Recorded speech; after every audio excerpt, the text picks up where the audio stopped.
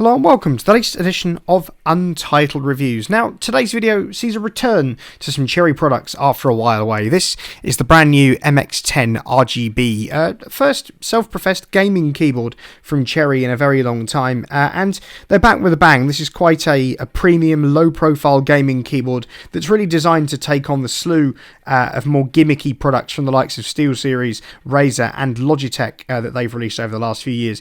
The MX10 aims to keep things simple, with some MX Speed Silver low-profile switches, no extra bells and whistles, just what you need and what you want. It's a great-looking product on the surface, but at around $160 or 170 euros is a fair bit more expensive than what those looks might suggest. So let's have a look, shall we? Is the MX10N RGB worth your time? Now, inside the box, things are kept remarkably easy and simple, which is going to become the theme for this video as you watch along. You'll just get the MX10N RGB itself, complete with detachable USB-C to A cable and a manual. So, let's get onto the design front. How does the MX10N RGB feel? Well, first things first, this is a low-profile gaming keyboard, so as you'll see when I tip that up, it's rather thin and slim indeed, which means that overall it looks absolutely fantastic. It really is a gaming keyboard for minimalists, this one. Cherry aren't the first to release a low-profile gaming keyboard. That exploit probably goes to Logitech with their G815 and G915 that have come out probably about nearly 3 years ago these days, that we had the very pleasure of looking at back when this channel first started around August, September 2019. But actually, as I say, the MX10N RGB is a marvellous keyboard for minimalists, and that's really reflected within its design. You won't find any kind of extravagant features like OLED screens or analog switches or anything here. The MX10N RGB, therefore, is pleasingly simple in its design. And also, it must be said, feels rather sturdy indeed with a nice metal black plate, meaning that there's practically no deck flex whatsoever. It is actually, for a slightly slimmer keyboard, nicely weighty, and so when you put it down your desk, don't be surprised if you hear a nice thock sound as you kind of plonk it down, as it were. As I said, though, it's just a wonderful looking keyboard, and really, gaming keyboards these days feature traditionally quite jagged edges and sharp looks to really make them stand out as gaming looking keyboards, but the MX10N RGB, with that nice and simple minimalistic aesthetic, really is a keyboard that can be placed in anywhere from a teenager's gaming den to a minimalistic modern looking home office, as it were, just because of how kind of inoffensive its looks are, which really is something to be proud of. And that minimalistic aesthetic also extends around the back of the MX10N RGB, as you'll find pretty much nothing to speak of, apart from if we turn the keyboard up slightly, one small USB-C port for plugging things into. There's no cable management or channels or anything. It's all taken care of by that detachable C cable, just to keep things easy. And also you'll notice the metal bar that you can use to basically flip the MX10N RGB up a little bit, just to get a slightly steeper typing angle, which can be a little bit more comfortable. There's no plastic flip out feet here or things you have to attach. That metal bar just helps to keep things easy and very simple indeed, which is certainly a bonus. Now, really, it's on the performance side of things where the MX10N RGB really kind of sets itself out from other keyboards out there.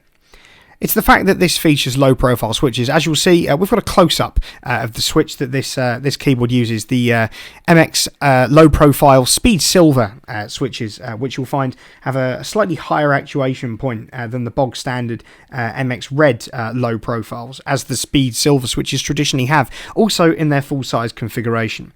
But fundamentally, the point of having a low-profile keyboard is to give you some slightly snappier actuations, and this is really present when using the 10N RGB for gaming. If you're in a few rounds of Counter-Strike, for instance, as I have been when using this thing, I'm against bots, please don't judge me, the MX10N RGB has felt fantastic. Now, sure, it's wonderful having analog or even full-size switches with adjustable actuations, but you can't beat just generally having a shorter travel, and the MX10 RGB certainly feels absolutely fantastic. What you'll find also for the gamers in the audience is that there's full NKRO and anti-ghosting to ensure maximum precision, as it were. if you needed the MX10N RGB to flex its gaming muscles anymore. But to be honest, just for general day-to-day use, having things such as full NKRO and anti-ghosting means that there'll be no kind of missed inputs, as it were, and you can hold down as many keys as you so wish. So if you're a power user wanting to use multiple keyboard shortcuts at once, then the MX10N RGB certainly has you covered. When it comes to the actual typing experience of this thing, though, for general day-to-day use, it feels pretty good, I have to say. Although linear switches, if you'll have watched this channel for a while, you'll know that linear switches have never been my kind of preferred mechanism, as it were. I do prefer having a little bit of tactility, but if you're somebody who just wants to bang out an essay in an hour, then the MX10N RGB will also help you to do just that. So on the point of RGB, well, RGB in the gaming peripheral sphere, as you know, is quite a contentious thing. Some people love it, some people hate it. And when it comes to keyboards like the MX10N RGB, more premium ones, certainly, RGB can do one of two things. On one side, it can really bring out the best in a keyboard's looks and just highlight those even further, or it can cheapen it. Well, I'm pleased to say that it's the former for the MX10N RGB, and the lighting that you're seeing on the screen at the moment looks fantastic. It looks even better in person, and even better when you don't have these two massive studio lights on that we use to film these videos. It's a great looking keyboard anyway, and the RGB here is bright and vibrant. And to be honest, to passers-by, it may look more like a Razer keyboard than a Cherry one, just given how good that lighting is. The software on offer, there is some additional software for the MX10 RGB. It's Cherry's usual gaming utility software, which lays things out in a rather simple and convenient manner, and gives you all the functionality you need, from programming macros to changing the lighting preset. It's all in there, and it's all convenient and just very simple, much like the overall aesthetic for the keyboard in general. It's a simple keyboard that looks fantastic in any setup, and is definitely one to consider if you're a fan of RGB. So, in conclusion, should you buy the MX10N RGB from Cherry?